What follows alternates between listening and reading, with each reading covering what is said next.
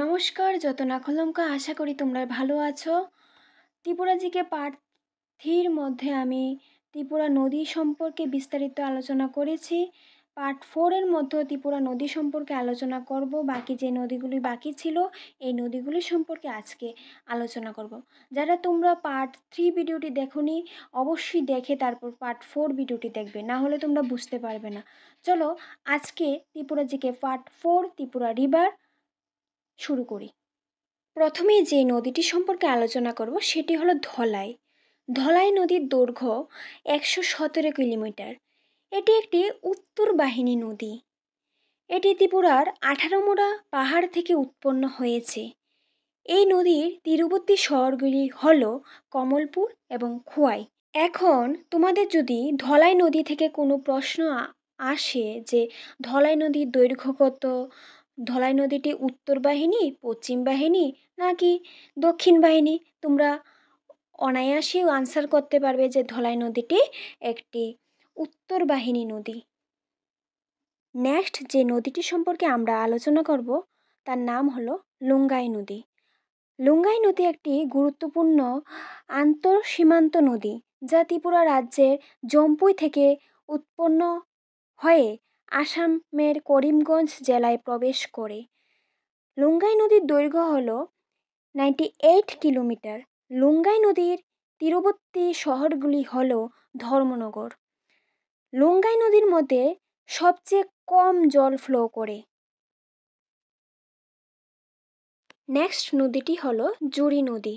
জুরি নদীর দৈর্ঘ্য 79 কিলোমিটার এবং এটি একটি উত্তর বাহিনী নদী। এই নদী ত্রিপুরার জম্পুই পাহাড় থেকে উৎপন্ন হয়েছে। এই নদীর তীরবর্তী শহর হল ধর্মনগর। নেক্সট যে রিভারটি সম্পর্কে আমরা আলোচনা করব সেই রিভারটির নাম হল দেও। দেও নদীর দৈর্ঘ্য 98 কিলোমিটার। এই নদীটিও জম্পু পাহাড় থেকেই উৎপন্ন হয়েছে। এই নদীর তীরবর্তী শহর হলো কুমারঘাট।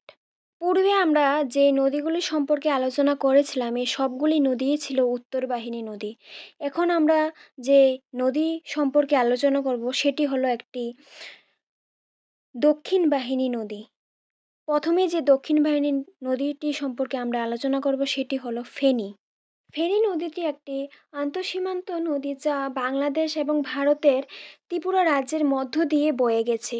এটি একটি দক্ষিণ বাহিনী নদী, আগেও বলেছিলাম এখনও বলছি, যার দৈর্ঘ্য 116 কিলোমিটার। এটি দক্ষিণ ত্রিপুরা জেলার সাব্রুম শহরের উপর দিয়ে বাংলাদেশে প্রবেশ করেছে এবং পরবর্তীতে এই নদীটি বঙ্গোপসাগরে পতিত হয়েছে। এই নদীর কিছু অংশ ভারত ও বাংলাদেশের সীমান্ত রেখা তৈরি করেছে। নেক্সট আমরা যে নদীটি সম্পর্কে আলোচনা করব সেটিও একটি দক্ষিণ বাহিনী নদী, আর সেটা হলো মুহুরী নদী। চলো আলোচনা করি। মুহুরী নদী একটি আন্তর্জাতিক নদী যা ভারত ও বাংলাদেশের মধ্যে প্রবাহিত। এটি ত্রিপুরার দেবতামুড়া পাহাড় থেকে উৎপন্ন হয়ে বাংলাদেশে প্রবেশ করেছে এবং সেখানে ফেনী নদীর সাথে মিলিত হয়ে পরে বঙ্গোপসাগরে পতিত হয়েছে। এই নদীর দৈর্ঘ্য 64 কিলোমিটার। এই নদীর তীরবর্তী অঞ্চল হল শান্তিরবাজার এবং বিলুনিয়া। নেক্সট যে নদীটি সম্পর্কে আমরা আলোচনা করব সেটি হলো একটি পশ্চিম বাহিনী নদী। তোমরা আগের ভিডিও দেখলে জানবে যে ত্রিপুরার মধ্যে দুটো পশ্চিম বাহিনী নদী আছে, একটা হলো গোমতী আর একটা হলো হাওড়া। চলো আমরা প্রথমে গোমতী নদী সম্পর্কে আলোচনা করি। গোমতী নদীর দৈর্ঘ্য 133 কিলোমিটার। এটি একটি পশ্চিম বাহিনী নদী।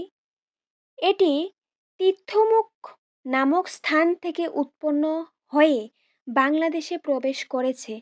তীর্থমুখ আমরা জানি যে ডম্বুর নামক স্থান থেকে উৎপন্ন হয়েছে। তারপর বাংলাদেশে প্রবেশ করার পর এটি কুমিল্লা জেলার উপর দিয়ে বয়ে গেছে এবং মেঘনা নদীর সাথে মিলিত হয়েছে। নেক্সট অ্যান্ড লাস্ট যে নদীটি সম্পর্কে আলোচনা করব তার নাম হলো হাওড়া নদী। এটি পশ্চিম ত্রিপুরা জেলার অন্যতম প্রধান নদী। এই নদীটি ত্রিপুরা রাজ্যের সবচেয়ে ছোট নদী, যার দৈর্ঘ্য হলো 53 কিলোমিটার। এটি বড়মুড়া পাহাড় থেকে উৎপন্ন হয়েছে। এই নদীর তীরবর্তী অঞ্চল হলো জিরানিয়া ও সদর। এই নদীটি ত্রিপুরা হয়ে বাংলাদেশে প্রবেশ করে তিতাস নদীর সাথে মিলিত হয়েছে। এখানেই আমার এই ত্রিপুরা জিকে পার্ট 4 সমাপ্ত করছি। নেক্সট পার্ট 5-এর মধ্যে কিছু এমসিকিউ আসবে।